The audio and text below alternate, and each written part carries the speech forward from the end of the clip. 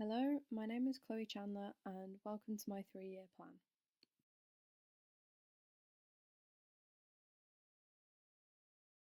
So, in year one, I will carry on working as an outreach assistant and retail assistant with the BCU SU to maintain my financial independence, as well as continue volunteering with the National Youth Advocacy Agency to boost my experience with children.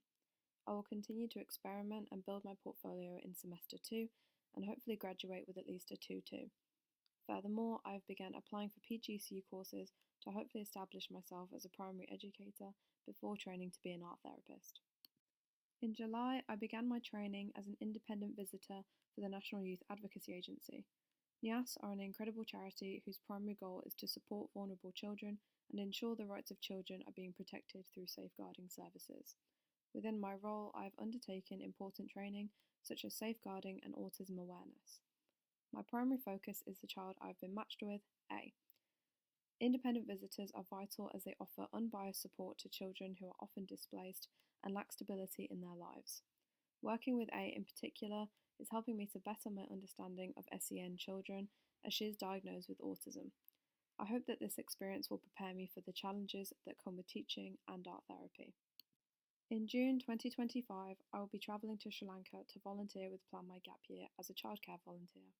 As this is a self-funded trip, I will be applying for the touring scheme to fund another trip to Peru where I can gain more experience teaching. I think Peru will be a more challenging environment as I will need to do an online teaching course and take Spanish lessons.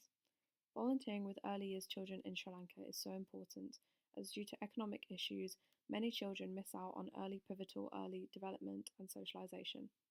Working alongside my team, we will be planning arts-based activities, dancing, games and English learning lessons.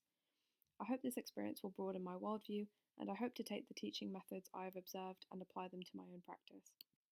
As I'm choosing to enter more professional fields of work, I have decided to primarily use LinkedIn to establish my online presence.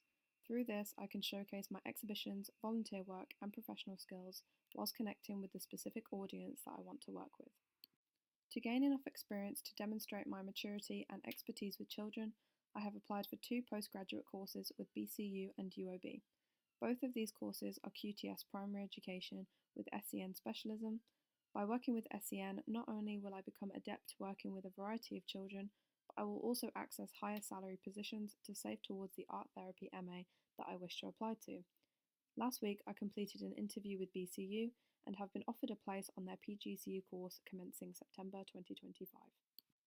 After completing my PGCE and working as a teacher for around 2 years, I will apply for an art therapy MA. My 2 main choices are University of Derby and London's Goldsmiths University.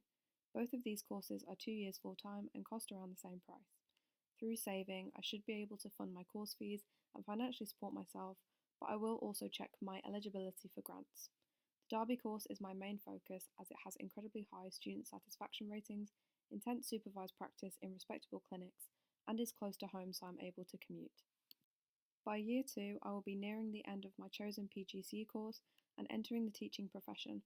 I hope to establish myself in a decently paid position so that I can begin saving towards a flat and my art therapy MA. I would also like to travel more during the school holidays to learn more about communities around the world.